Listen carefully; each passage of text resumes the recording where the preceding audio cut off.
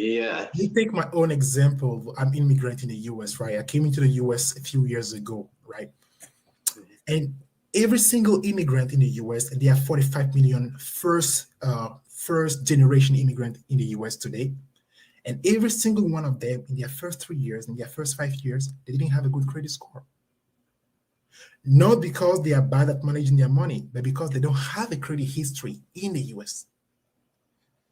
So automatically in their first 3 years, they don't have a credit score at all, or if they happen to have a credit score, it has to be a low credit score because they don't have a credit history. One of the criteria of deciding or computing a credit score includes your credit history. So if you don't have a credit history in the US, you don't have a good credit score automatically.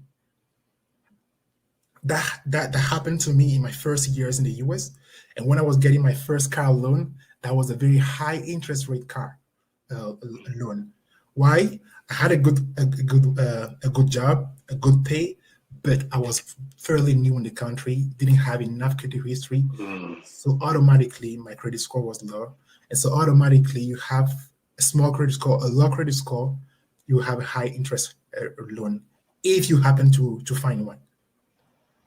And that was a problem, that an issue that many of my people in my community were facing. I myself faced it. Many people that I know faced it. And it's not only a problem that I or people from my community are facing. Every single immigrant in the US is facing the same problem, at least in their first years in the US. If you are 20 years old or in your early 20s, you are also probably facing the same issue, because you haven't built your credit history yet, right? So it's not a problem just for high-income individuals or low-income individuals. It's a problem affecting anyone.